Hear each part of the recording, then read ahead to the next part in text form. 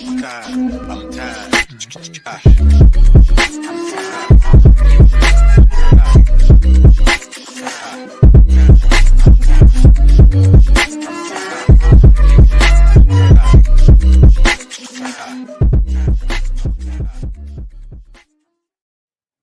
Hello, everyone. Hare Krishna. You are listening to the number one Hare Krishna podcast in the world, the late morning program with yours truly, Namras Das. I'm your host, and I'm welcoming today my friend, Yasodev Prabhu. Yasodev Prabhu, thank you for joining me. Thanks for having me on the show. Yeah, so Yasodev Prabhu and his wife are just a really interesting couple that I've met first in Australia. So we first met in Australia, and now you're in America. Yeah, you're in America. And something that intrigued me about Yasodev Prabhu was that he has served in many different places, and I was just wondering, how did that come about? So we'll talk about that at a later point, but I wanted to start out by talking about how you came in contact with Krishna consciousness. So please tell us about that. Okay, that old story. Yeah. Everybody loves the coming to Krishna consciousness story, isn't it? Even in the beginning of Bhagavatam, Narada Muni's telling his story. Yes. First, I was the son of a maidservant, and then this happened and that happened. Yeah. It's always a miracle, and it's always the mercy of the Vaishnavas, of course. So fortunate to run into devotees. So I was just bumming around New Zealand, 18 years old, looking for adventure, grew up in America. You're American. You're American, yeah. Right? You're in New Zealand. Born in Delaware. Oh, and, cool. But more grew up in California. And I just, as most teenagers, just kind of jaded and confused, and on a whim just ran away to New Zealand because Lord of the Rings just came out, and that was like that was awesome. All the logic there was to it, Yeah. And anyway, of course there's a lot of adventures in New Zealand, but fortunately I ran into devotees in Wellington, the capital city there. It's a really beautiful place. And I just remember walking down the street, and this German girl, Brahmachari, she jumped out from the shadows, it seemed, and just, "Are you coming to our party tonight?" And I'm like, "I'm not going to any party you're going to." She just scared me like anything. Never had someone jump out at me like that. She gave me this flyer for, it's called the Bhakti Lounge now. Before it was called Gauri Yoga. Yeah, right. I'm sure you're familiar with Devamrita Swami's flagship loft preaching program. Yes. So I got the flyer for that, and I immediately threw it in the trash. I'm like, that chick is just weird. I told her this story, by the way, so I'm not right. I'm not offending her. So I threw this thing away, and I was staying at some hostel or something, and then I went back into this hostel after a day of debauchery in New Zealand, and I got into this elevator, and the elevator doors opened up, and right there, like square in the middle of the floor of this elevator, was the exact same card, exactly the same one that she'd given me earlier. I said, this must be some sort of sign. We're always looking for some, especially when you're a young man, you're looking for something that's clear, Yeah. So I took it as a sign and went to this Gauri Yoga center. And true to form, in keeping with my experience in running into Brahmachari, I thought this was the weirdest place I had ever been to. They're all like running around in circles and jumping up and down and yelling. And I'm like up against the wall like this, like, oh my God, I hope they don't even see me. If I just sneak out this side, it won't be too late. I had such a strange experience going to the Hare Krishna place. Yeah. As I'm sure you know, having heard from many people in their first time experiences. So I was like that, like, this is just, I can't have anything to do with this. I'm trying to sneak out from this place. But one god sister of mine, Kadiravan, is very smart. She could see young guys like him. You just need to give him tons of prasadam. She gave me all this prasadam, so much of those malpuras, where you have the little donuts soaked in the yogurt sauce with the strawberries and stuff in it. Oh. I still remember my first bite of prasadam. I ate so much of this stuff till I was just sick, and they were telling me all sorts of weird things. I was like, yeah, I'm just getting out of here. Let me get my donuts and leave, and they gave me 3 containers of this stuff. And I'm like, okay, these people are all right. I love these donuts so much. I just went across the street to this empty gas station, and I sat down on the ground, and I just ate the rest of it. I ate 2 more of these containers till I was just sick. I had to give the rest of the last bit out. But after eating so much prasadam, I was just like, you know what? these Hare Krishnas, they're onto something. They've got something magical going on here. So I felt compelled to go back only some months later when some friend came from New Jersey, and he said that he met some cute girls at the airport and that they're going to the Hare Krishna place. So we're like, okay, let's give it a shot. But we forgot about the girls, and somehow I got tangled up with Krishna after that. And yeah, just the center that they had there in Wellington is really fantastic, really just amazing place. Yeah. Especially for foreign people. There's a lot of travelers in New Zealand, you know? A lot of tourists like myself, young people kind of looking for something in life. And the Bhakti Lounge, they're really perfect at catering to that market and giving them something not just internationally exotic, but intergalactic, interuniversal, exotic experience.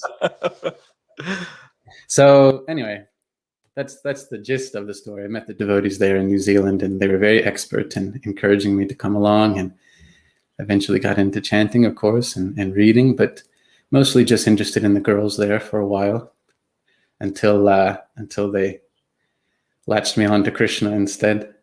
Right. And, yeah. How long were you in New Zealand for? Total about 6.5 years, I think. Oh, so you just went there to do tourism, but then you stayed there as a devotee, like you became a devotee there and you stayed there, served there. Yeah. I got stuck in the trap. And then after that, you spent some time in LA, I believe. Australia, Los Angeles, Canada, Mexico, all over the place. Wow. I mean, I stayed there in New Zealand and eventually entered into the ashram. There they have a really great program they call the Contemporary Men's Ashram. I guess they do it for ladies too, where it's kind of like a halfway house, you know? Not everybody can jump into a temple. I don't know if you heard about this. Have you? No, I haven't. It's really nice. It's like for guys, especially who are maybe still working or still in school, but they still want to have more like living arrangement with devotees. So they do this a lot in New Zealand. They call it Contemporary Men's Ashram. So I was going to a school at the time, a hospitality management culinary arts school, again, just on a whim. But I was able to live with some of the guys who were working or studying and whatnot. And then after doing that for a while, you know, I said, I'm ready to put on saffron and be a Brahmachari. So then went up to Auckland. And then as a Brahmachari, our spiritual master, His Holiness Devamrita Swami Maharaj, would move us around as much as he could, really. He liked to bounce us around from one place to the next. So that we could have fresh experiences in doing book distribution, Sankirtana, and not get too attached to one place. Our Brahmachari ashram had kind of satellites in different places in New Zealand and also in Australia, and we would move around a bit. Right. When I went to New Zealand, I met a number of brahmacharis who were kind of like, who were, you know, your God family, and they were moving around, and I saw them in different places. Can you tell us a little bit about the structure of that loft, what they call the loft preaching or outreach type structure that's there? Yeah, their whole thing is we make it easy. That's the slogan. We make it easy to come to Krishna consciousness, to grow in Krishna consciousness in a balanced, organic way, and to spread Krishna consciousness to others. That's like the mission statement. And that really just, means that it's a chameleon, you know, it's a catch-all. They can just change into whatever they need to do. And they do all sorts of stuff to make it easy for people to want to chant and to hear and to eventually read Prabhupada's books. So they'll do different music styles. You know, they had like a drum and bass phase where they were doing all that stuff. Yeah, there's like people coming in like into the club dancing. Not that I've been to many clubs and I know, but I tried. You know, I got into the dancing, and then they did more of like a rock band sort of thing with music. Of course, they do prasadam like nothing else in this world, and so many different styles. There's this running joke about how Devamrita Swami really wanted there to be amazing prasadam at these centers, and so he would ask, so how many preps are you making for the big weekly event? And they're saying, oh, we make 12 or 15. We're all trying to show him like we're doing a really good job. We make so many preps, and he's like, only 12 or 15. What? Only that many? And then we were all kind of silent, like, yeah, why are we only doing 12 or 15? And then someone said, well, because that's all that fits on the plate. And then Devamrita Swami is like, well, then just give him a second plate. Limit it to the size and shape of one plate. Just expand the plates. And that just kind of catches his whole attitude. and the mood in these preaching programs is just break all the rules, just do something more. Just when you think you've gotten to the top, you think you're doing the best you can, just start doing something more. And yeah, I'm so happy that I was introduced to Krishna consciousness in that way. I love that motto you said of making it easy. I think that in a lot of places it's hard to kind of for people to get in. Like for you, for example, you know, when you went and they were jumping and doing kirtan and stuff, you felt a little bit like there was some uncomfortableness there.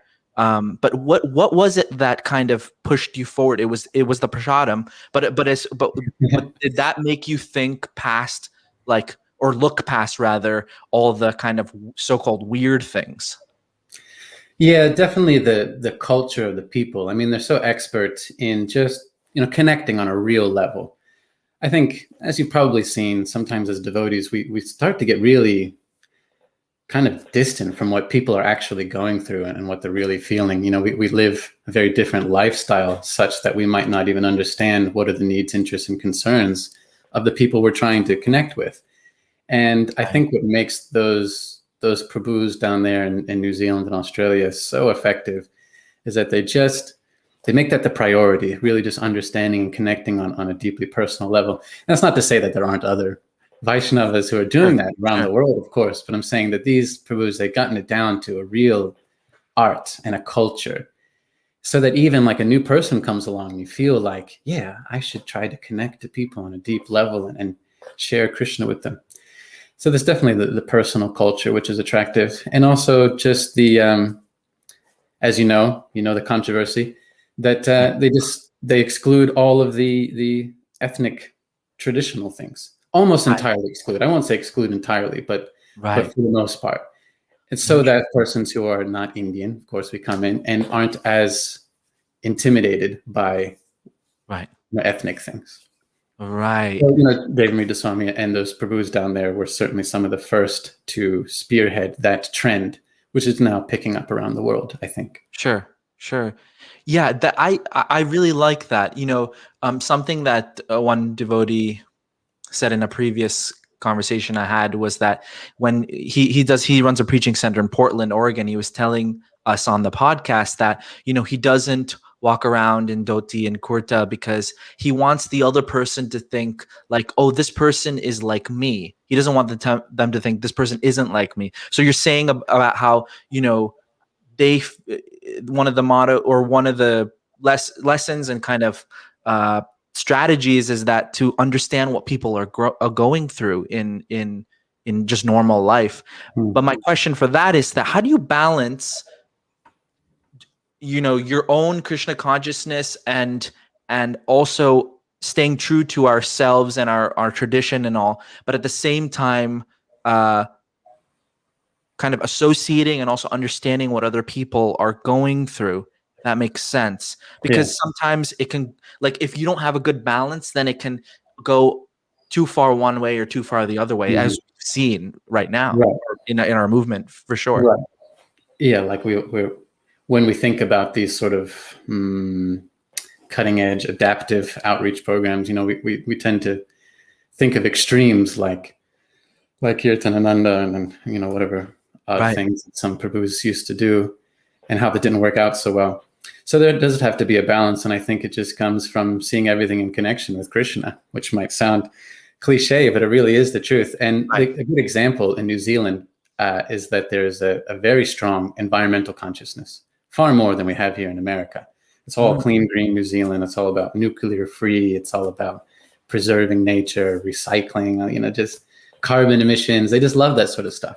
Yeah. And so one of the things the devotees so expertly done down there is connecting that with Krishna, as it should be. How devotees see the environment as being part of Krishna's creation, and seeing relationship with nature and the mode of goodness as being conducive to our spiritual life, and just making a whole campaign where the Bhakti Lounge is all about environmentalism. And so many people, they get on board because they're interested in veganism, animal rights, and ecology, and so many things. And that gets them through the door. and it gets them to see what the devotees are doing in that regard. And they are doing a lot in that regard. The devotees, they do have a lot of like real environmental programs going on. Wow. And then people see like, okay, the Hare Krishnas care about the environment naturally. Right. So I guess I'm similar to the Hare Krishnas. Environment is one of the, I think, one of the big examples of how they've made inroads into communities and made people see that I'm also interested in what Krishna is interested in. Wow. That's something we should definitely get into, because the environmental movement and, preservation and things like that, it's a very big, people are very interested in that. Yeah. Climate change and things like that, to kind of like tap into that market, so to say, for lack of a better term, is just really important. And I think, we tried that here, like with, using, biodegradable, plates and things like that. Mhm. But beyond that, I don't think anyone's really, Mm. I mean, in some sense, ahimsa dairies and things like that also is sort of in there a little bit, but not as much as what you're saying about what they're doing in New Zealand and Australia. And you're saying a lot of people do it with that? Yes, You can get on board with that. Like they see the mission of the devotees as being congruent with their own mission of saving the environment. Wow. It's not just like dangling a carrot in front of someone's face that they'll get in the door and like now we just I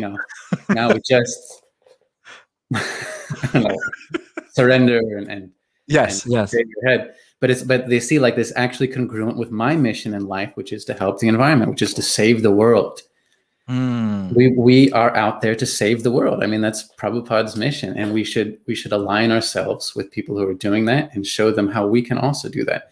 Environmentalism is a great way. People are very concerned with animal rights. People are concerned with sustainable agriculture. We can do that more, and we can show what we're doing to support those things. And then those people will be, interested in Krishna. I think naturally, everyone's attracted to kirtan. People are attracted to prasadam. It's not like anyone well, there's some people, I guess, who are put off by it, but almost everybody finds the Hare Krishnas and what they do at least cute and quaint. But I think it's when they see that we are serious about helping the world, when we're serious about doing something for the world and not just, cloistered, or not just, hiding in our own temples, waiting for salvation, then young people especially, they want to get on board with that. And nowadays young people especially, are very much into progressive ideals. They're very much into environmental justice, social justice. They want to see action. They want to see us doing something, aligning ourselves with the movements of the day. And I think that there's no way that the devotees can't do that. There's no reason why we shouldn't be involved with the movements of the day, especially environmentalism, social justice, things like that. I think if we don't see how those things are part of Krishna's mission as well, then maybe we need to deepen our understanding of Krishna consciousness. I know that some people feel like, this Braja Bhakti, that's all we should be concerned with, and the things going on in this world are just not our concern. We just chant Hare Krishna and go back to Godhead. And I respect the persons who have that perspective, right, and who have that focus. I admire them. But Prabhupada was certainly concerned with the state of the world, and he did all sorts of things to get people to see that Krishna consciousness is the solution, the panacea, right? We were all introduced to this word by Prabhupada's grace. Is the panacea for the world's problems. So we need to start putting our money where our mouth is. I mean, Prabhupada made this statement. Now we need to make it true. Is Krishna consciousness the panacea for social justice problems? Is it the panacea for environmental problems? And we can do more to do that. I think our rural projects like Itanagari are a great example, and students are very interested in it. They're paying good money actually to come and stay at the farm during their, Zoom class time period. Yeah, they're going to school, but they're staying at Gitanagari, and they're participating in the farm work because they see that the devotees have a mission, which is really helping the world. I think that we can do more of that as a community. again, I admire the Bhajananandis and who all about Braja Bhakti, and I hope that I will get there someday. Yeah. But until then, I think that our community can align with the movements of the day. Without, I don't think it's going to water down or I don't know, somehow ruin our focus on Krishna prema. I think there's room. Opinion. What do you think? No, I agree with you. No, I think there's room for all kinds of ways of outreach and to align ourselves with different movements, like you're saying. And I think when devotees have issues with it is because they have a narrow view of what Krishna consciousness can be and what outreach can be. When it's I know I've had that kind of conception of a narrow view and like, oh, that's kind of weird or that's not, but it actually, lately I've been thinking like, there's just different nets that you can throw out. There's like ones that bring a lot of people, or they bring one that brings certain people, and it doesn't mean one is wrong and one is right. It's like, what is our end result? The end result is that you're connecting more people with Krishna. You're even if you're aligning with something that may be okay. For like, I don't have an issue with it, but I think like, okay, social justice things, they have a lot to do with like bodily things, and it's we are not so concerned with the bodily thing. So but if that is bringing people more to Krishna consciousness and kind of getting them in the door, but also showing them, okay, there's another way to look at, there's another perspective, then I think it's valuable, to be honest. I do. Yeah. And so a little bit more about, so then you lived as a brahmachari for how long did you live as a brahmachari? I managed a good 6.5 years. Wonderful. And tell us a little bit about that. It was sincere. What's that? Most of it was sincere. Tell us a little bit about that experience as a renunciate. I was fortunate to be in, I think, one of the best brahmachari ashrams in the world, especially outside of India, which is in New Zealand. It's really focused, and perhaps because it's not a part of any temple, as controversial as that may sound, we could just focus on our service and our sadhana. Sure. Okay. It was mostly book distribution, prasadam distribution, and we just did everything together. It was a really first-class environment. Challenging, of course, but the simple living higher thinking was just so wonderful. So I was there in New Zealand for several years with the brahmacharis there, which was really great. And I was juggling so many visas. New Zealand loves for you to visit. They don't like for you to stay. I see. Okay. Which is probably the trend around the world right now. And of course, now they don't even want you to visit. They just want you to send your money. Just don't come. Just send the money, because they depend on tourism so much for their economy. Yeah. Anyway, I ran out of visa options. I was juggling so many visas and kind of got deported. I got that 10-day notice, get out of here. And went to Australia for some time. We had our satellite there. And Sydney, Sankirtana was just amazing. I think Australia is the best place in the world for preaching Krishna consciousness. It's just so much fun there. People just love devotees. Everybody's had prasadam. Every city's got like 6 restaurants. Yes. I mean, it's as close to the heavenly planets we're going to get on this planet in Australia. It's really nice. Yeah. Did that for some time. And then, but anyway, the motherland called, and eventually I had to come back to America. And so Guru Maharaj asked me to go to Los Angeles, which was a very different experience for me. As you know, LA is a rather conservative temple, and there's a lot of seniority there. And it was like a new thing for me to adapt to. Didn't adapt very well, but did my best while I was there. Shastrakrit and Omkar and Shastrakrit's wife, we did a nice Bhakti House program, made a lot of devotees that way. And, oh, wow. And then, but of course, so many young girls walking around LA, so I had to come to terms with certain needs in my life. Sure, yeah. And then, anyway, the story goes on. So Anandini Lalita and I got together somehow by the arrangement of something. I'm not sure if it's spiritual arrangement or the material nature, but it's worked out in the end. Yeah. And then Devamrita Swami asked us to go back to Australia.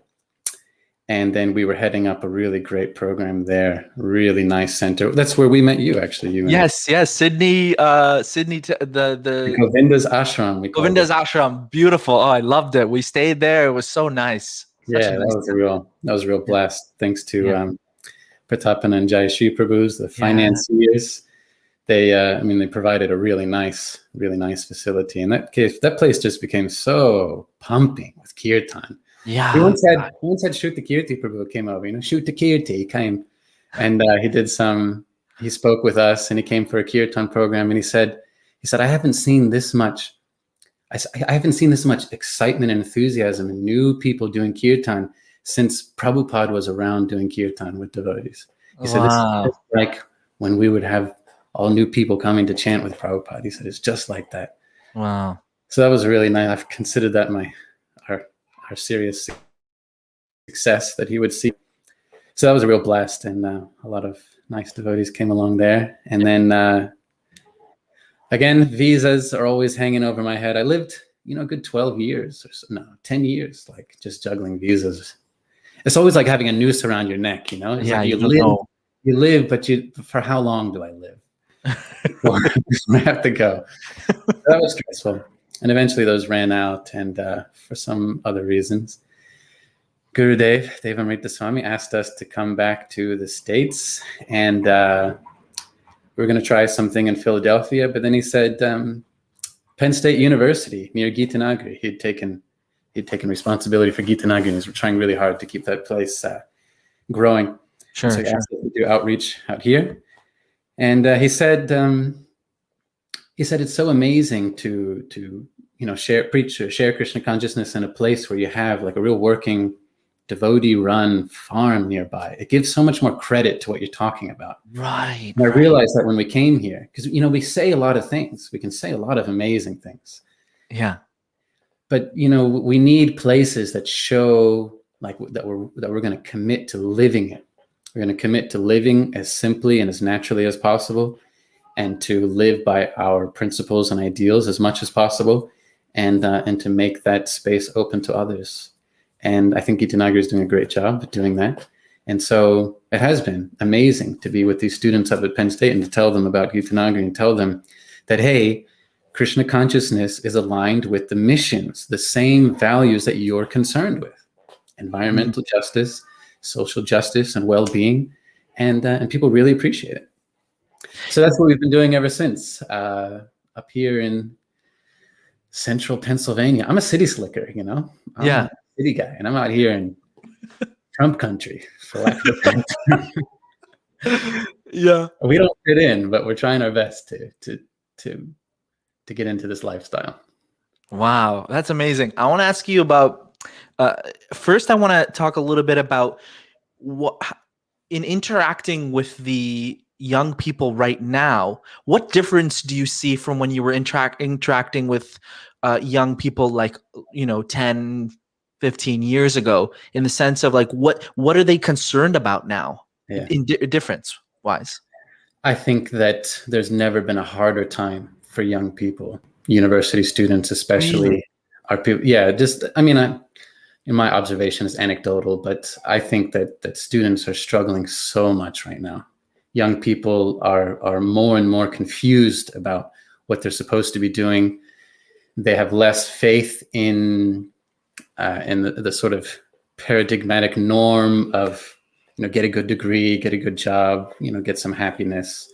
Now, your degree doesn't get you a good job, and they know that. They're at school, and they know, like, there's no guarantee from any of this. Spending so much money, some of them are still paying themselves to be able to go to school.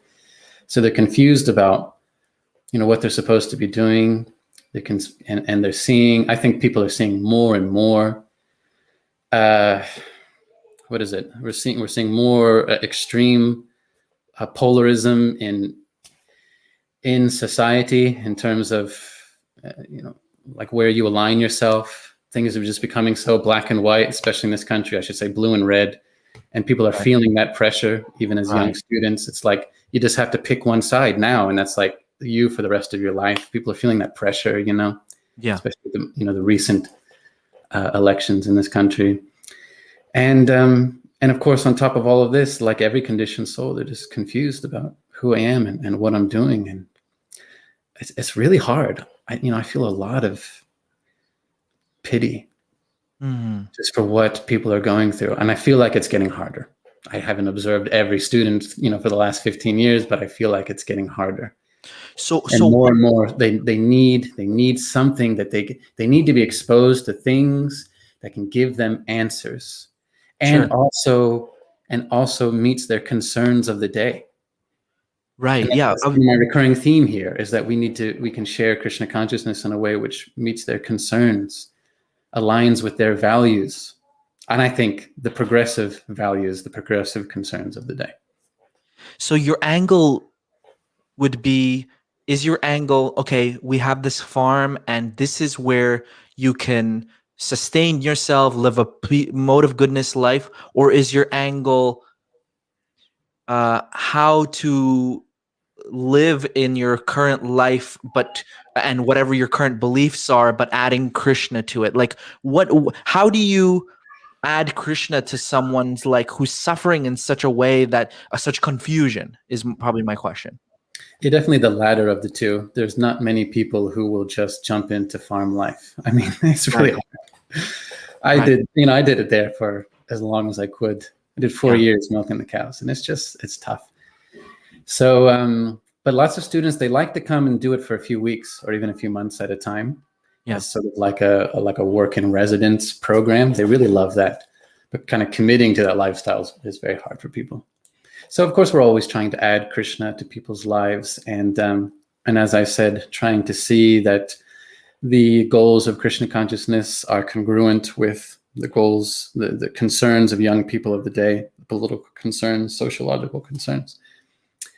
So yeah, we're trying to get people to want to practice Krishna consciousness in their own lives and in their own homes and in our spaces whenever we can. Of course, it's been hard the last year because not really allowed to get together and to chant. But we're finding new ways to do that.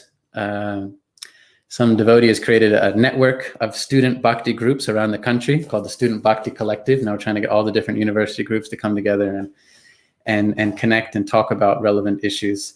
And I was just surprised at how much people love it. I mean, students, they're looking for something which is really positive and has potential to change them. They long for it. They're so desperate for it, really. They're really desperate for it. And they're not seeing it in, their career potential. Many of them, they don't see that. And their future career potential. They do see that the devotees, that the Hare Krishnas, believe it or not, are hip and with it and have a perspective on the issues of the day, which is really helpful. And that's why they want to get into it. That's been our experience, that young people, intelligent young people, are really fascinated by the philosophy of Krishna consciousness and how it applies to the issues of the day, the highly politicized issues of the day, the things that are just all over the media, the things that, you don't have a choice, but you have to take some position on, those sort of things that are stressing them so much. They see that the devotees, the Krishna consciousness philosophy has a real perspective on that, and they align with it. And it's amazing. That's fantastic. When you speak to a student, or when you're kind of what we say cultivating students and things like that, what is your end goal? Like, is your end goal this person will come and take up Krishna consciousness, 4 regular principles, initiated 60 rounds, or let me just put it like that. What is your end goal when you're sharing? Generally, my end goal is to try to get a person to chant Hare Krishna, to do kirtan with devotees. Right. And for those who like that, I always think of an end goal as just to connect them with a genuine spiritual master. And you'd be surprised how many people like that. I mean, people, even Americans, they do actually find gurus to be interesting. It's not a weird thing anymore. Right. It's becoming more mainstream, actually, for better or for worse. But it's becoming mainstream. Right. So I always see that as an end goal. But with young people, with students especially, with all respect to whoever might be listening in, because I think some of my friends were actually told that we're having this conversation today.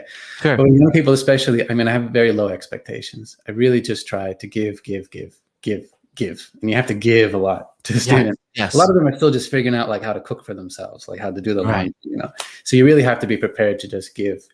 When you have centers that have more adults, you can expect to receive have some reciprocation in the form of money or assistance or whatever. Yes. But with students, I mean, it's become our pleasure to just try to give and to not expect too much. And and that touches them and it affects them, and they value it, they appreciate it. One thing Dave Amrita Swami had said is that it's hard to, you shouldn't expect superstar bhaktas to come out of university preaching. They've got so much going on. Yeah. Not many people are just going to like start chanting 16 rounds, follow 4 regular principles, and be a full-time student and work a job and deal with all whatever else is going on in their life. But you can hope that you leave such an impression that later in life they remember. It's these devotees that I spoke to who so far make the most sense of all the things that I've heard and all the things that I've seen and experienced. They really make the most sense. And so later we hope that people in their adult lives will have more, will make more progress. That's beautiful. So, go ahead. Yeah, that's it. Just, we're trying to keep a pretty low expectation. The end goal is really just give a good impression. And if people, take up chanting, japa, and reading the books, all the better.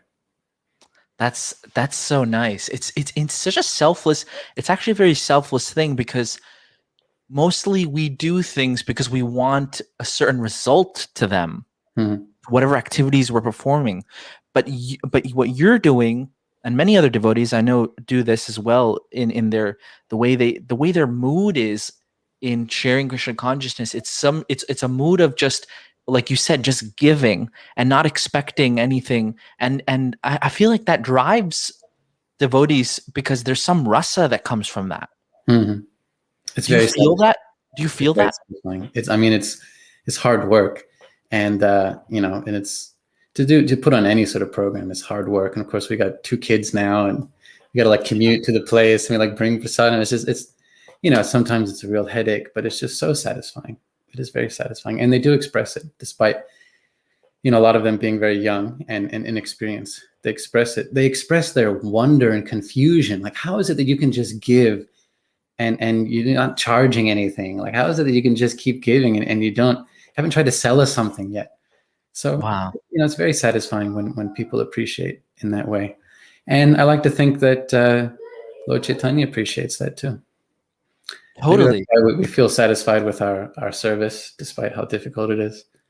Yeah. And have you felt a difference in your own Krishna consciousness doing what you're doing? Yeah, certainly. I feel like we're maturing a lot, especially maturing in our understanding of how serious it is to try to share Krishna with others. When we're like a new bhakta, I don't know if you went through a new bhakta phase. I mean, everybody goes through a point where they're just like, now I'm sure, fine. yeah. Now it's just like, let me just plow over everybody and shove Krishna down their throats. And when you're just like new, you kind of you say a lot of bold things without really thinking of what effect it might have on someone's mind and on their thoughts. Right. Now, more and more, I'm seeing how just how significant are the ideas that we're sharing with someone, how they can change the course of their life completely and permanently. And that change is very serious. More, I'm feeling like I need to take responsibility for that. I need to take responsibility for introducing someone to ideas that can it completely change the whole course of their life, completely change their values, completely change how they identify themselves, hopefully for the better. And I think that's just such a serious, significant thing. And that's why I'm excited and motivated to do it. I think it's just the result of feeling the compassion for people who are struggling and who are suffering, that if we have something that we can give to them, then we must, because people they suffer so much right now. Yeah. Young people especially. I mean, I don't want to get too morbid here, but like the suicide rates amongst university students, it's just appalling. The depression rates are appalling. The need for psychotherapy and psychiatry, which is great. I support anybody who needs it. I support doing it. But the rates for such young people, it's just shocking. And so I think it's such an honor and a privilege to be able to try to share with people in those situations something that really changes their perspective. And it really does. It really does. Wow. It's just such a pleasure. How do you approach when students come to you with kind of controversial Like, how do you deal with things that are very polarizing? Like gender issues, like when Gender someone says, issues, I'm not a politics. man, I'm not a woman. I mean, that's a big thing right now. Yeah. What is your approach on that? I mean, I'll No, because I ask you because a lot of devotees struggle with that, and sometimes we don't even want to address those things because it's such a very difficult topic. You can either attract someone, or you can completely yeah. detract them from everything you're about to say about Krishna, even though it's wonderful, it's beautiful, prasadam, etc. You can just completely, they're just like, I don't even want to look at you. I don't even want to talk to you because of what you just said. Yes. If you say the wrong words in response to somebody telling you that they're a different gender or something, then you're canceled. You know, you're immediately, Yes. don't have anything to do with you. And it's a challenge. And I think it takes a lot of sensitivity, and it takes genuine compassion. We can be frustrated and we can think, well, you know, we're devotees, you know, you're not the body. Do I care if some young person thinks that they're female or thinks that they're male? You know, it's all Maya. And if we really think like that, then we cannot be compassionate. We cannot be sensitive to the fact that someone is really struggling with the bodily concept of life. Right. Someone doesn't know what their gender is. And if you do, even if you are confident and you know what your gender is, you're still struggling with the bodily concept of life. Right. I mean, as far as I understand, neither of the two genders is particularly pleasant. Right. So, you know, I tried to see that these people are really suffering with the bodily concept of life. And I genuinely feel compassion. In the beginning, yes, I thought it was silly. I thought it was silly when someone would come up to me that they're biologically male, but they say that I identify as female, or something like that. Then, you know, at first I thought, okay, this is just weird. And, you know, subconsciously I'm thinking, you know, I can't take this person very seriously. They must not be very intelligent. I mean, look in the mirror. This is dumb. It's crazy. Are you on drugs? You know, what is your relationship with your mother like? You know, we can make all these excuses to avoid the fact that people are suffering and we have a solution for them. I don't want to take responsibility, or I don't want to put myself on a limb to try to give help to a person who's struggling with the bodily concept of life.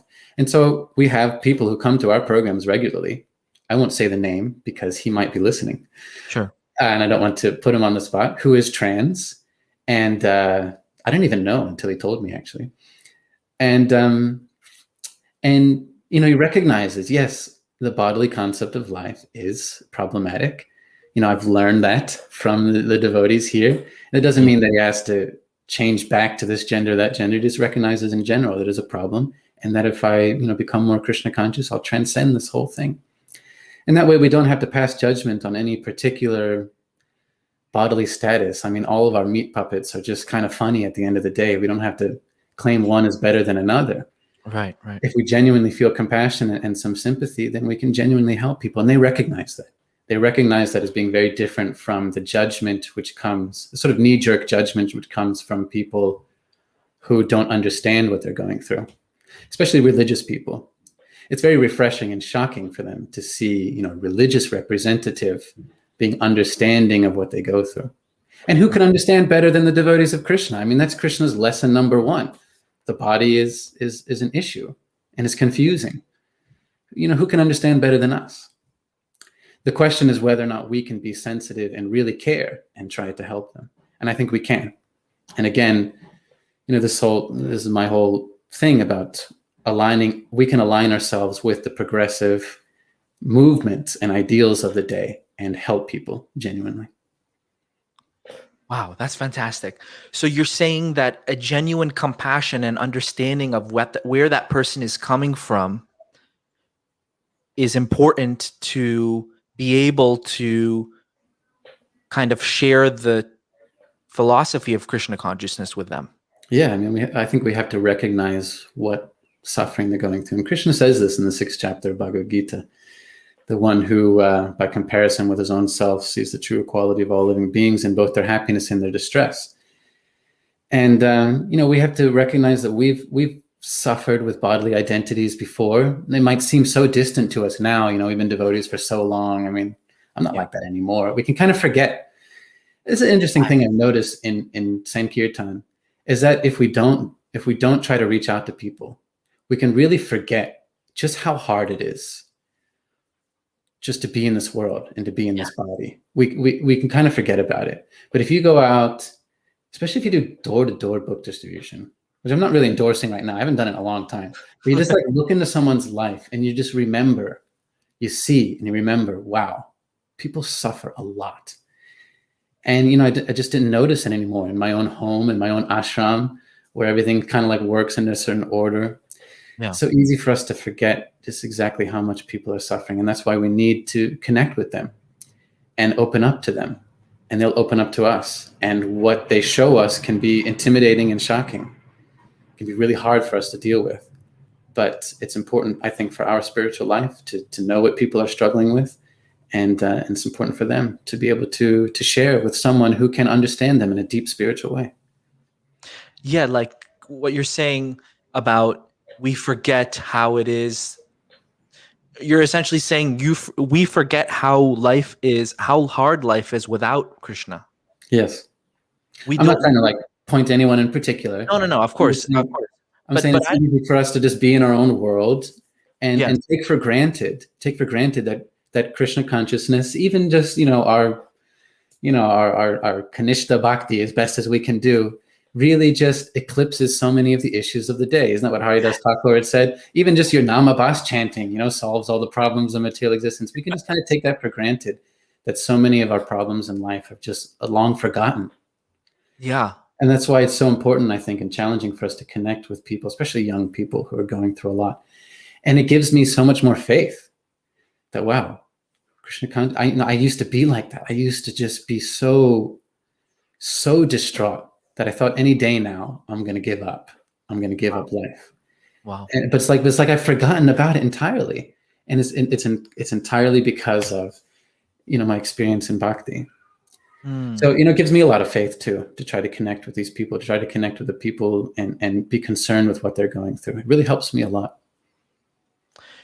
So I would say it's dangerous for preachers and sharers of Krishna consciousness to become comfortable in their lives because they won't be able to understand or relate with comfortable in the sense that when you can't see what the other person is going through, then you can't connect with them in that way and kind of meet them where they're at.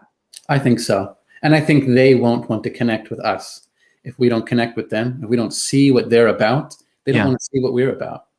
I mean, young people aren't stupid. They're street savvy. They're world wise, although inexperienced. And what they're hyper vigilant of now more than ever is hypocrisy, and especially religious hypocrisy, especially in this country.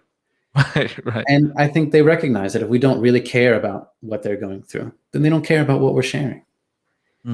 So, I try to genuinely care about what people are going through, and it's hard, and it takes up time, it takes up energy. Another friend, one of these students messaged me saying that a friend of his commits suicide. This is like normal affairs these days for a lot of these people, but he was very disturbed and he was crying and he was talking on the phone. And I was trying to just listen. And the thought went through my mind, like, I don't even know the person. And I got my own stuff going on and, the body and, get another chance in the next life. But, it was actually like, it was so helpful. I checked myself and I realized it's so helpful to hear the pain and the suffering of the people of today, because, it's like, it keeps me going. Like I have to get out. I have to try to share something with them, something that's helped me. I have to try to share it with them because they're suffering so much. And that's hard to face. It's hard to face. And there are times when I don't want to face it. I just think, all right, I've extended myself enough. It's hard to face, but I'm always better for doing it. And I'd like to see that. I think everyone's capable of doing that. I think devotees especially are all capable of doing that. I think we need to, as a culture, get used to the discomfort of trying to understand what people are going through. If I may be a little bit, all devotees have an opinion about our institutions and whatnot. Yes. But despite all of our parading about with our wonderful verses like Chanadapi, Sunichena, Turoriva, Saishna, we're really quite allergic to humbly inquiring from other people, like how we could do better in our service and our connection with the communities, we really tend to think that we do it the best, and there's no way that we could be doing it better. That's just my own observation. You can correct me if I'm wrong, but I think devotees, we tend to be overconfident in the way that we do things, and I think that we could do a lot better by emulating a lot of the how should you say, the programs, or what's the word I'm looking for?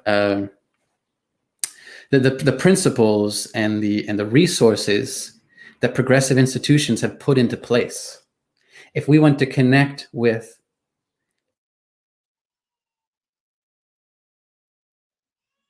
Oh, lost you for a second.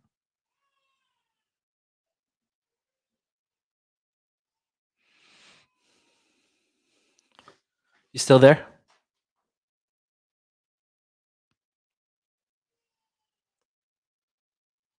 Hopefully you come back.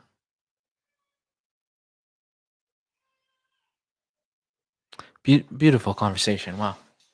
His wisdom is definitely coming out in this conversation. Beautiful.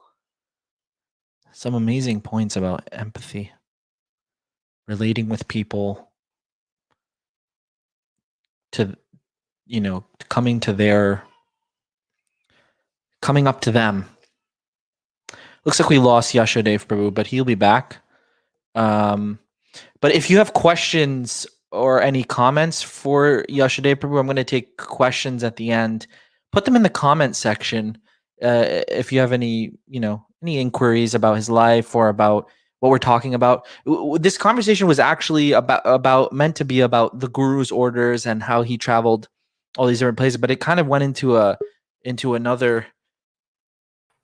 Okay, we're back. Sorry about that. No, that's me, okay. Was that you, or was that the universe? That was you. I think that was you, but that's okay. I think Krishna is trying to protect you from the controversial point I was about to make. No, please, let's hear it. Everyone's hanging on every word you're saying here. Okay, my claim is that if we want to connect with the young people of today, who it seems are largely, statistically, they are largely progressive and liberal, then I think that ISKCON would do well to emulate and apply a lot of the same programs and resources that progressive institutions do. Like, for example, American universities, like more progressive churches. They are involved in people's lives in a way that we in ISKCON haven't really done as much. Mm-hmm. And they offer resources to help people through things that we haven't really done in ISKCON so much yet. They put their name behind missions and endorse those missions. But we haven't really done that yet. We don't have ISKCON really endorsing environmental movements in this world and participating and contributing, but we could be. And young people will see that Hare Krishnas care about the state of the world, and they have something to contribute, and they'll want to hear that, what we're doing. Right. Yeah, that's a great point. I just love what you were saying about meeting those people, understanding what they're suffering. In your own life, how do you balance the burden of knowing people's suffering, and like you were saying, being on the phone with that person, he was crying, and these are their students that you're developing relationships with. How do you balance that with your own life as being a family man? Your wife is also with you, your family, your children. So there's a certain balance that needs to, that must be very difficult. Tell us a little bit about that. Yeah, I got to say something about my wife, because hopefully she's tuned in right now. And sure. Yeah, she's amazing. She's also probably more so than me. She's very compassionate and puts in a lot of effort in outreach and caring for people and serving them and giving them as much as she possibly can. And I'm so grateful that we have that partnership. We do have like this nonprofit business going on. That's what it feels like when we're trying to get the programs going. Right. Like we have a not-for-profit business, and she's the best partner possible. And yeah, there's burdens at home, of course. You have bills to pay, and you got kids to take care of, and all those sort of things. Yeah. And to be honest, I feel the burden of Sankirtan as a bit of a relief. And I hope that's not too crude to say. But, we need a break from our own little world. I don't want to come across as too hard here because I know, nowadays, it seems like nowadays, Sankirtan can be kind of controversial. And it's like, if you talk about it too much, some people feel a little intimidated, like maybe feel some guilt. And I'm not trying to give anybody a guilt trip, but I will say from my own experience that, we're in our own world, in our own home, our own workplace, our own social circles. We can get pretty selfish. We can be concerned with our own selves. And that's a type of burden. I mean, that's a challenge. That's a struggle. Yeah. Let's be concerned with ourselves. It's a relief. It's a relief to have to just drop all of that and help somebody who needs it. It's a relief from our own selfish existence. Hope I'm not coming on too strong here, but No, that's what I've no. been feeling. I think you are. That's what I've been feeling. It's actually a blessing to be able to just forget about, my own problems, keeping the ship afloat, the griha, keep it from sinking, and to just extend myself to somebody else. It's actually a blessing. It's actually a relief, because I think, being in our own selfish bubbles that's also a type of suffering. Yeah. And I'm happy to put that aside for some time. Wow. That's a really great point. I wanted to also come back to a point that you said when I said what your end goal is, and you said for people to chant and also for people to come in contact with a guru, with a teacher. Yeah. So in your own life, this is the topic that I kind of presented to you about your guru giving you the place where you're going to serve. Like that kind of level of surrender and faith is very unique in our time right now. I know in Srila Prabhupada's time, when they were on the train and they stopped someone, then Prabhupada's like, okay, you two get off and start a temple here. and they're like, Prabhupada, but we don't even know the language or anything. And he's like, no, don't worry, Krishna will help you. And that's those are the stories that you hear, right? But we don't hear of your kind of story in this day and age where, okay, Maharaj is like, now go to Australia, now go to Pennsylvania. Tell us a little bit about your thought process and your feeling and your realizations that you've had from surrendering to the order of your guru. I think it's very, I think I want to get in your brain a little bit about that, because this is something a lot of devotees, question even, and sometimes gurus don't even say it because they know the disciple won't be able to handle it and things like that. I want to hear a little bit about that. Okay. Well, I have to say that I appreciate your encouragement. I don't really feel like some revolutionary pioneer of Prabhupada's day.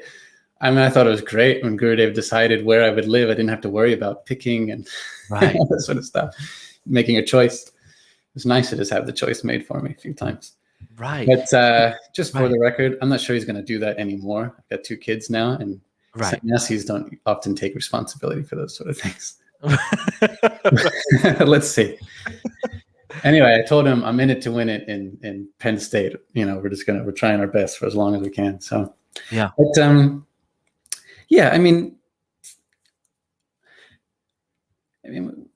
the relationship with our spiritual master is an important one, and I think in my realization, what's important to understand is that we're all expected to do what the guru has asked of us, not things that haven't been asked of us.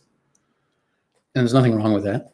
Like, for example, I heard my spiritual master was once speaking in New Zealand to some devotees about his time in Eastern Europe. As you might know, he was some of those who were going undercover and under the Iron Curtain at risk of death. Devanamrita Swami doesn't look Bulgarian or look Polish. I don't know how he was sneaking around. Doesn't look like a local. He doesn't often speak about those times, but he mentioned a few things. And this one devotee in New Zealand was saying to him, but what about us, Gurudev? We don't have those sort of opportunities anymore. There's no more really dangerous places to go to. You and your godbrothers and god sisters, you've already done all of that. You spread Krishna consciousness all over the world. Where's our, we don't have those big adventures left, really. And I remember Gurudev saying, but I never asked you to do that. I asked you to just stay here and do this program that you're doing right here. Prabhupada asked us to do that. Yeah. Prabhupada asked us to do that. And so we did it. And, I always try to think about that in relationship with my guru giving me these instructions or these missions. So this is just what he's asked me to do. To be honest, I'd like to do something else.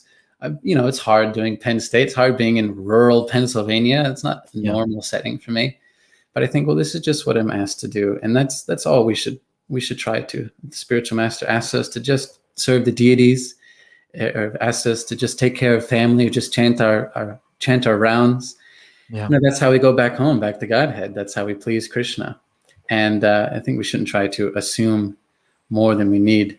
So I think whatever we receive from the guru is very special and very important. As for having faith in the guru and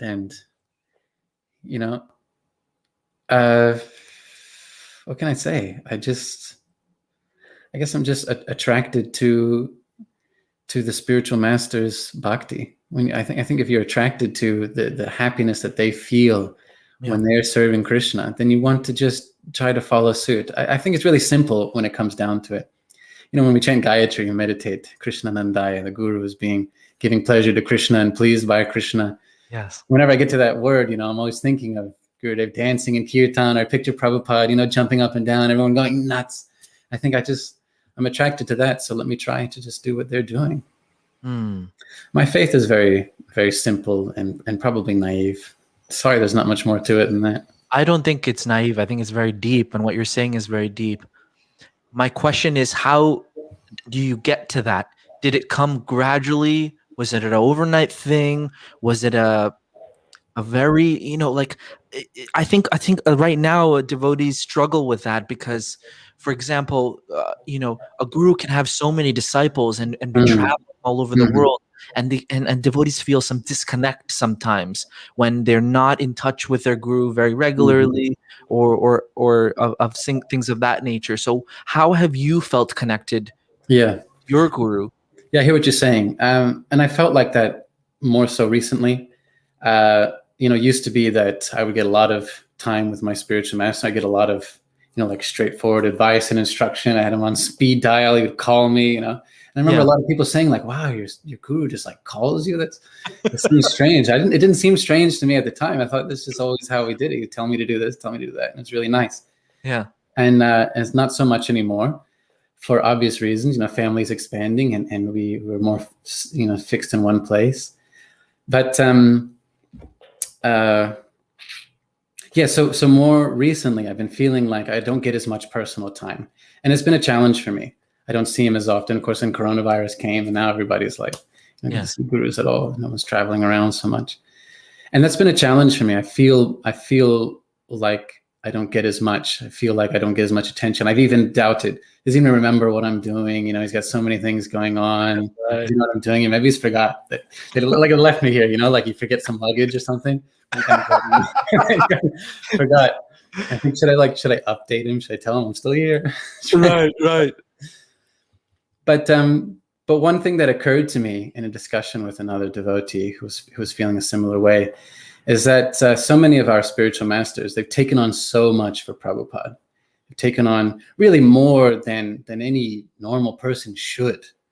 I mean, what's been placed in the lap of some of Prabhupada's disciples, the ones who really stuck it out through thick and thin, is just a burden like we can't even imagine.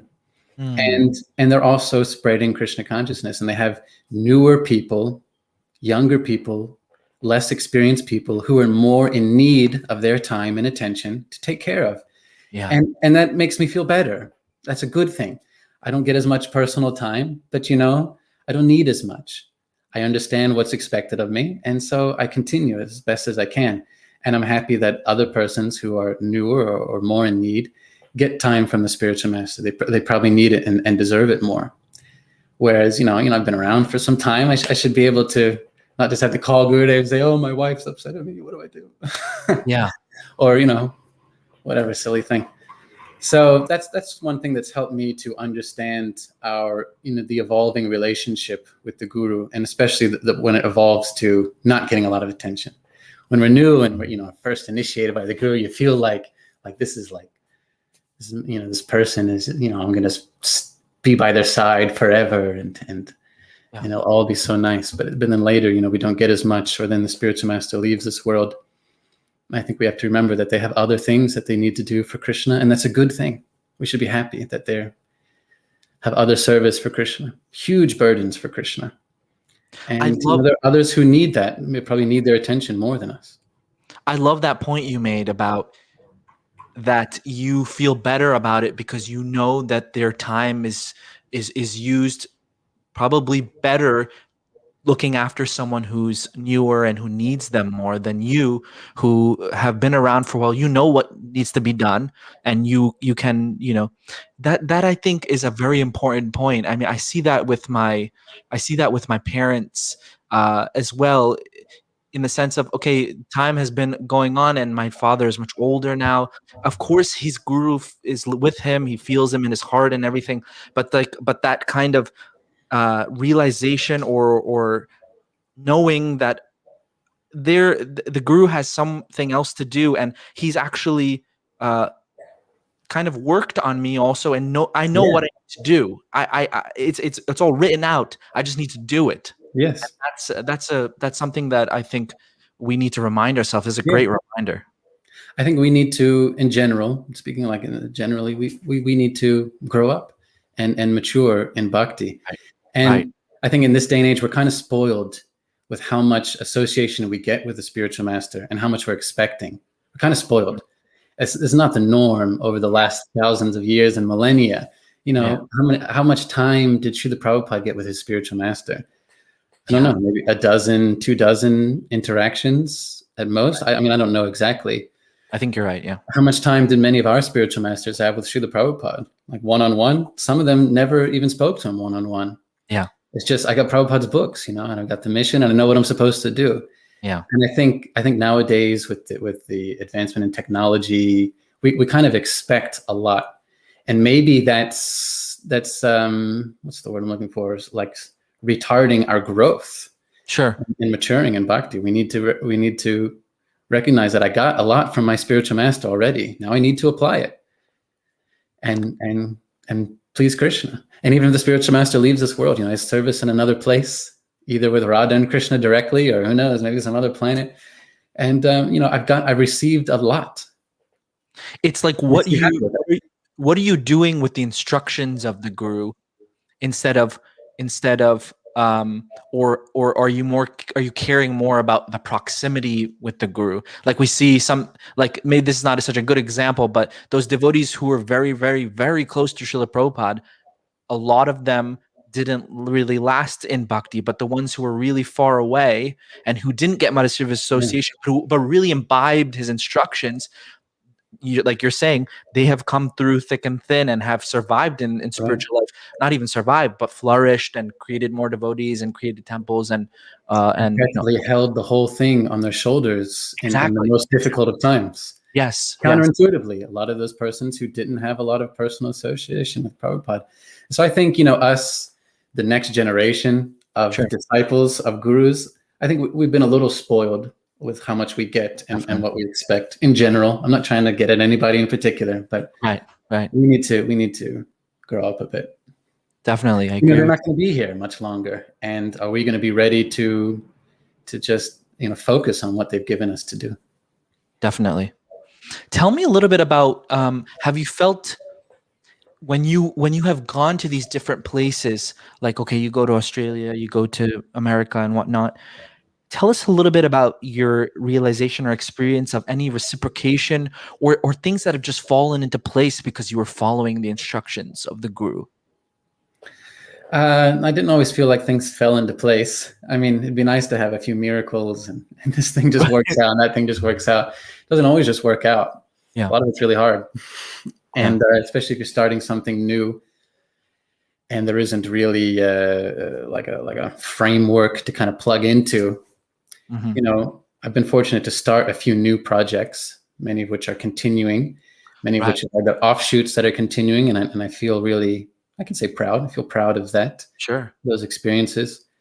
But they don't always just, it's not like the doors is always open. Sometimes it's really, really hard. And it's been like that here at Penn State. been trying for quite a few years, but nothing's really fallen into place. It's really just been a struggle. I feel like I'm on day one every day. Wow. But I guess my strength is just persistence. I don't have a lot of creative ideas. I'm just kind of too dumb to try anything else. I just keep going and keep going and keep going. I think the miracle is that that we can continue despite obstacles, and that we have the opportunity to do the service. That's the miracle I try to focus on now. Yeah. That I still have. I'm still getting out the door and doing it, even though it hasn't exactly unfolded the way that I had hoped.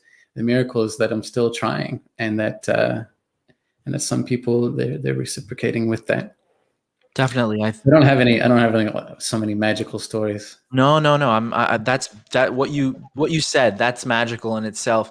That I think a failure is when you stop trying, when you get down and you stop trying. But if you continue to keep trying, I think we need to stop this. I mean, I do this all the time, but this all or nothing mentality in Krishna consciousness. Yes. We need to look at the process and how much we're trying and how often and with how much quality, and I think that's very important.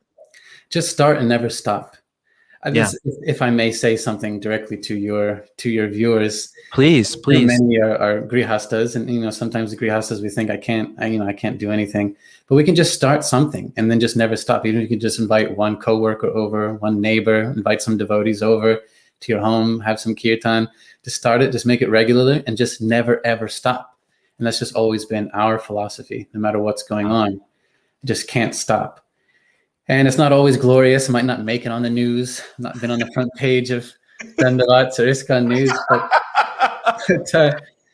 but over time, sometimes I stop and I think that even here in Pennsylvania, thousands of people chanted, thousands of people taking prasadam, even though sometimes it's only like 2 or 3 people there. You just start and never stop. As long as you never stop, then so many people that get access to Krishna. And I think that'll be our strength. Yeah, we can do that. Yeah, it's a great. More about the guru. What would you say is, if someone is looking for a guru? I know a lot of devotees, young people, have questions regarding, is this person my guru or this person my guru? And there's so many amazing devotees and Prabhupada's disciples, and grand disciples even now, who are taking on disciples and things like that. What would you say is like maybe the top 3 things you should look for in a guru if you're attracted to someone to become your guru? I think first we have to be inspired by their Krishna consciousness, because we pick up so much of their attitude and their relationship with Krishna. Gurus are very different, which is a great thing. Some, they serve Krishna in this way, in this mood, and others in that way. And we need to be attracted and inspired by their feelings for Krishna. So we need to be able to see, I think, especially how they chant. I'm a little bit of a voyeur when it comes to kirtan. I'm just going to have a tangent here. This is one of my favorite things to do. Voyeuristic kirtan. When I'm in a big kirtan with a bunch of people, I love just like watching someone for a long time. Interesting. But it's like that. No joke. That's how I decided I'm going to marry a Nandini Lalita, because I would watch her in kirtan. I really study the facial expressions going on. Okay, I can see some deep feeling going on there. Some people can sing really nice, but I could see on the face, there's a lot there. I love just being a little perverse and watching devotees as they chant and what's going on with their face and with their bodies and whatnot. And especially with my spiritual master, of course, there's a lot going on. And you see some, they say the face is the window to the mind, or something, a facial expression. Sure. Yeah. And so you see, the feelings of love that someone has for Krishna. I think that's what we have to be attracted to and inspired by first. And that sounds really esoteric, but it's really quite practical. Just try to chant kirtan with a prospective guru and see how they chant. And if you're inspired by the mood, then that's how we should approach them. So that's one thing. You said 3 things. Yeah, 3 things, or however many. The other thing is very practical. I think that we should approach a spiritual master who is in our area. I know nowadays, again, I feel like we're a little spoiled by the technology, and we like to think like, okay, there's gurus all over the world, and I should just go through all of them first. And even if he's in Zimbabwe or something, somehow he's got to be my guru, and I'm going to be his burden, even though he's in Zimbabwe and I'm all the way over here. That's his problem. That's not my problem. I think that Krishna puts devotees in certain places so that we can come in contact with them, and that we should trust the process. And if a devotee is accessible and can be our spiritual master, we should take advantage of that. And I think that's recurring in Bhagavatam a lot, isn't it? That just the devotee who happens to be there and who can represent Krishna becomes the guru for the person in need. Right. And I think we need to resist being a little spoiled, thinking that, it's like Tinder or something, like I'm supposed to swipe through 1,000 different gurus and find a match. Right. I've used Tinder, but I know how it works. Right. And, I think we should trust that Krishna puts certain devotees in our space and in our life, and we should take advantage of that. And the third thing I would say is, if we are aspiring for a spiritual master, just trying to hear as much as possible, of course. That's the part where we're spoiled, and it's a good thing, is that we have unlimited Krishna Katha. There's no excuse to not be 24/7 hearing. Yeah. Thousands of years ago, you had to climb the Himalayas, struggle through blistering cold and scorching heat, and climb some mountain to get 5-minute darshan with some guru. But now it's just, we have no excuse to not be hearing all the time. Yeah. So, let's do that. We're so fortunate for that. Right. What's your personal devotional service of like what drives you in your own sadhana? What drives me in sadhana is, again, I hope this doesn't come across the wrong way, but what really don't think that. No, you're speaking from your own experience, and I think we all can appreciate that. When I think about what people are going through these days, I feel like I need to be there for people who need it. And I need to try to extend myself, and I need to try to be strong for persons who are weak. And it just so happens that's pretty much everybody in this world. Yeah. And that's what motivates me to try to be strong in Krishna consciousness, to do my sadhana, to do my service, is that people need help. And I have the capacity, I have the facility, I have the resources. Am I going to do it? That's what keeps me going. I don't really care about myself so much. Lost interest. But if I can do something to help others, that's what really drives me. Really, and again, it sounds strange, but when I think about what people are going through, the sort of suffering that people are going through on the daily, it just gets me feeling like I have to try more. I have to keep going. Right. Wow. Maybe someday I'll become a Braja Bhakti. I'm just not there yet. Now I just can't help but think of just the suffering of people in general and what I can do to try to be involved in that. That's what Prabhupada's mood was, right? Paradukha Dukhi, understanding and kind of taking on the suffering of others on their own head. We have to feel it. We have to feel it like it's our own.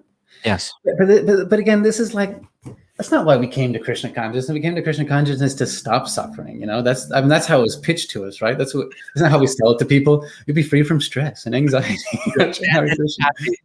Yeah, chant and be happy. And then like after a couple of years, it's like so much stress. It's like I can serve Krishna.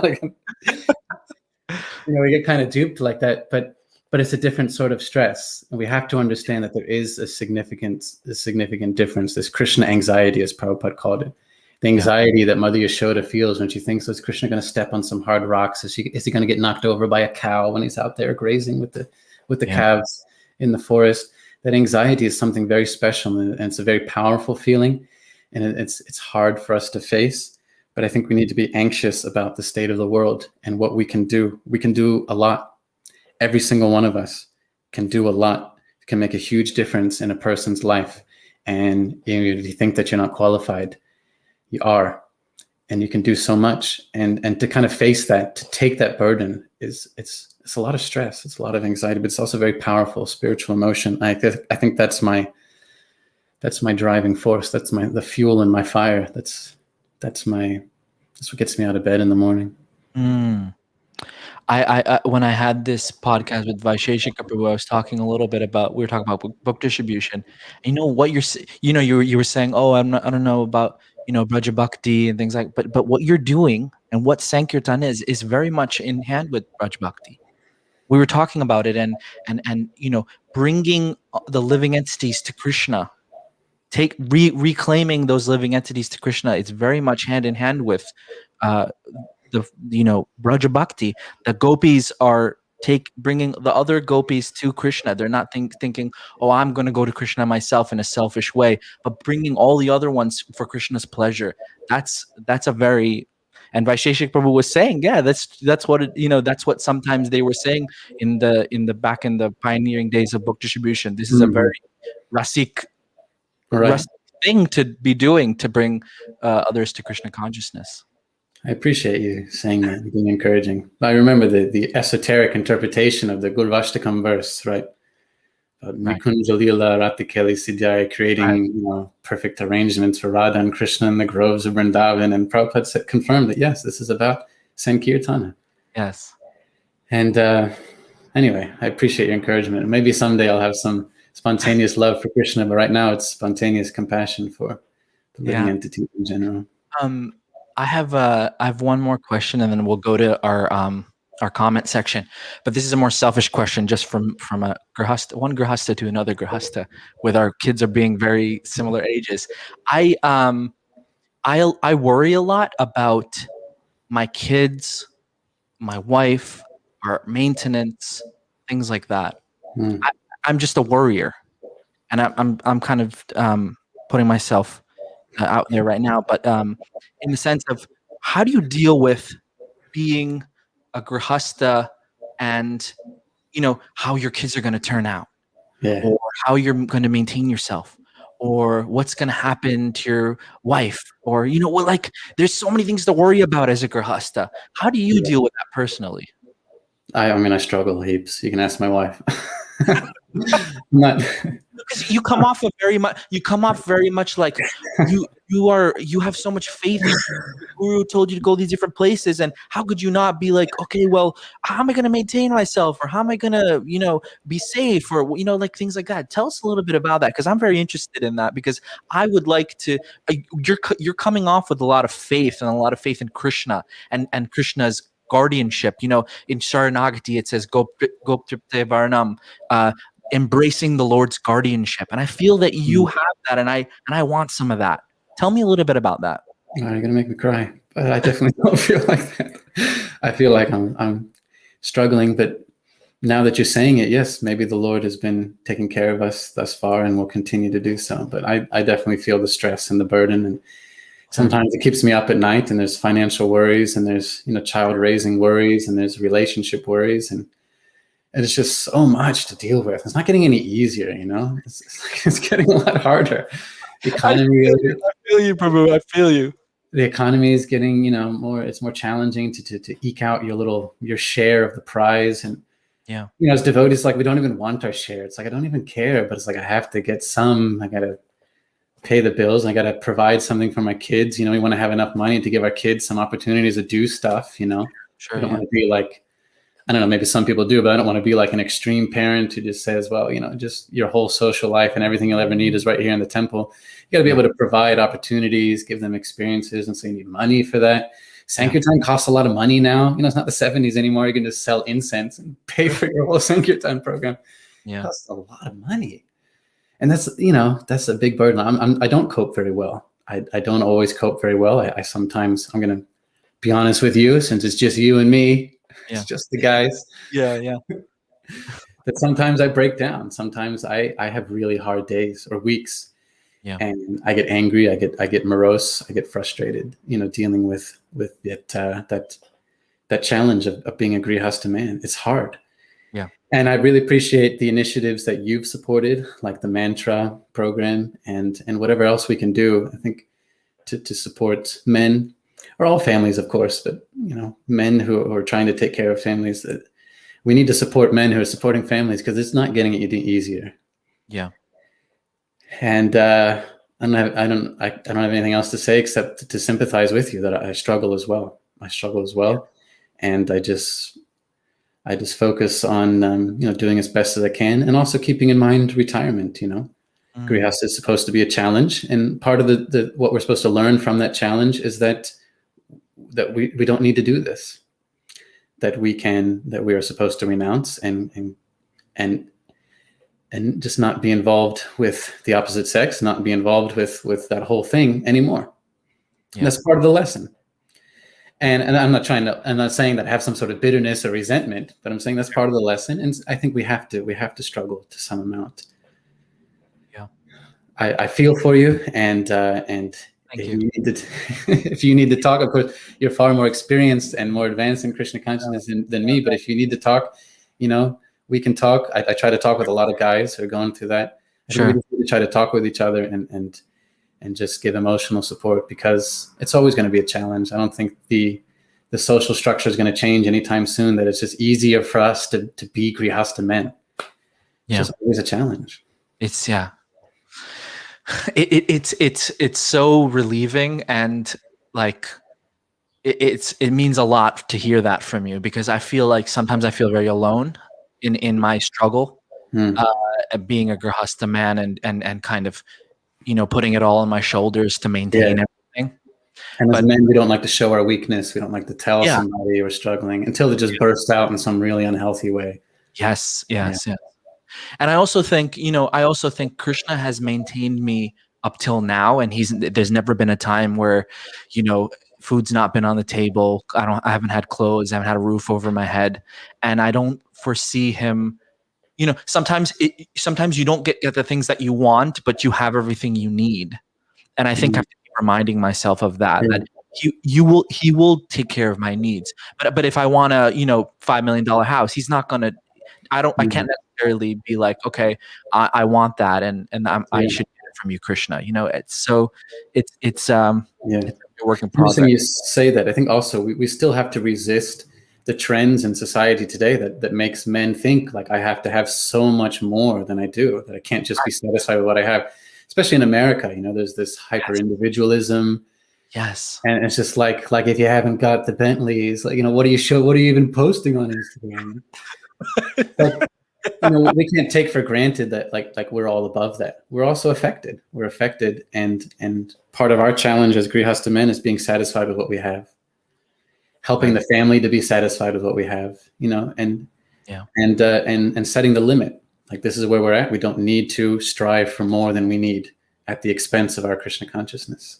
I think that we have to make those decisions as a couple. Like, this is financially, this is where we're at. And if we strive more, it's going to compromise our Krishna consciousness. We got to just stop here. Right. That's really helped that we've had some of those sort of conversations. That's a great point. Like, both have to be on board, and you have to be on the same page about things. Yeah. Great. Thank you so much. I appreciate it. Let's look at the questions and comments here.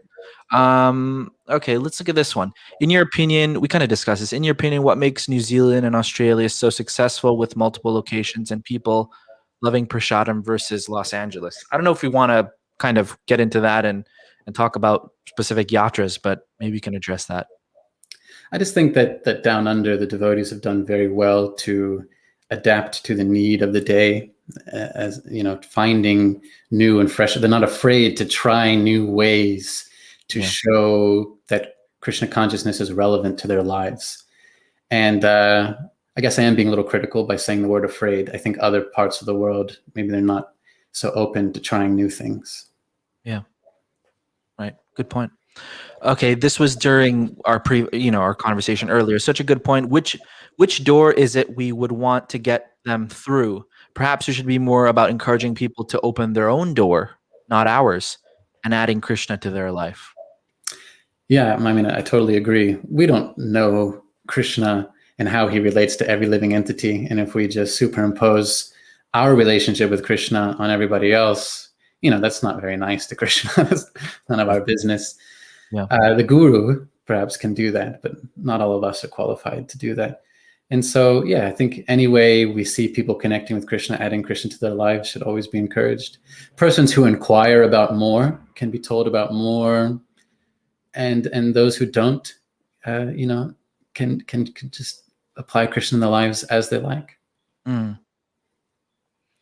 I'm all Yeah. about super liberal bhakti. I mean, I'm like within the family. I'm like super liberal. I'm all about any way that someone wants to connect with Krishna is glorious. He can handle that. Maybe we can't cope with that. It's hard for us to cope with the ways that people connect to Krishna, but Krishna can handle all sorts of things. Yes, that's a great point. Wow, I love that. I really like that.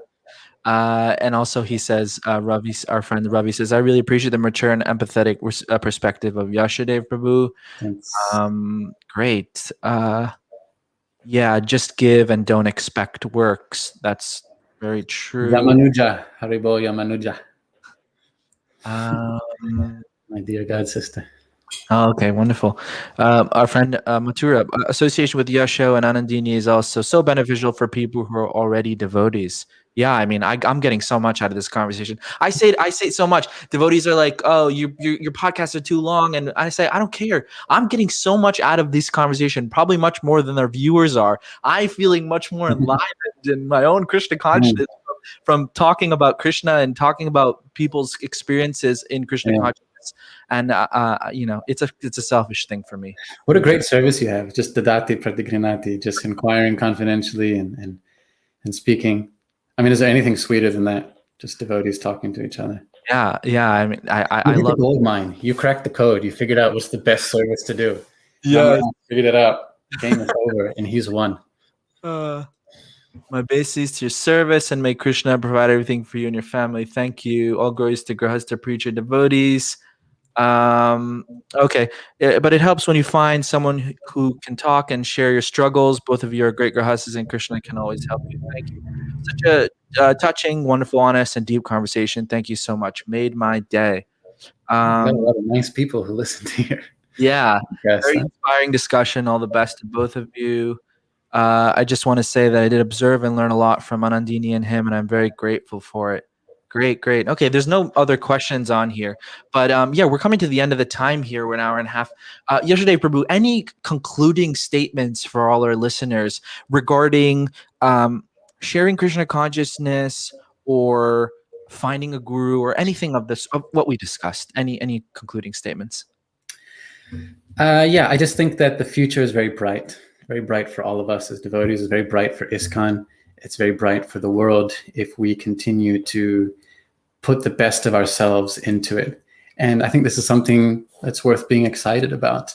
And I'm very optimistic about what's to come in the next few years, in the next few decades, or 100 years, or however long we can maintain a cohort community of devotees. Yeah. And I think that everybody should be enthusiastic to just put their best into it, and not worry about the problems. You know, any of us who's been a member of ISKCON, my guru once said to me that anybody who's been in ISKCON for 10 years has had some sort of trauma. You had something. So you have to just keep moving forward. I remember he said that to me. And when he said that, I thought, wow, he's gone through like jails in communist Europe, a threat of death. Here I am complaining about some temple president said this or said that, And it just made me think that the future is bright, and we shouldn't worry too much about whatever's happened in the past, and just continue to be optimistic about sharing Krishna. And because the future is bright, we should be optimistic about sharing Krishna. I feel like that. I feel like that all the time. That I think it can only get better for our community, ISKCON, for devotees all over the world, and for people in general, if we continue to put our best out there. And as for gurus, I think that it is Krishna's special arrangement. Actually, a guru is very deep and very special representative of Krishna. Yeah. And sometimes we have to have faith in how Krishna allows that to unfold, and put our heart into it, just like you fall in love with a person. It's not always logical. Maybe it's not always perfect, but we fall in love with a person because of who they are and what their characteristics are. And I think if we fall in love with a person's love of Krishna, then that's how we start to understand who is a guru, who can be our guru. Because ultimately, that's what we're learning from the guru, is how to love Krishna, how to just do what we can to please Krishna. Beautiful. Wow. Well, Yasodev Prabhu, thank you so much for this conversation. I feel like, I always really liked you, but now I like you even more because I know a little bit more about your story, and I feel like we're similar in many ways. Of course, Yeah.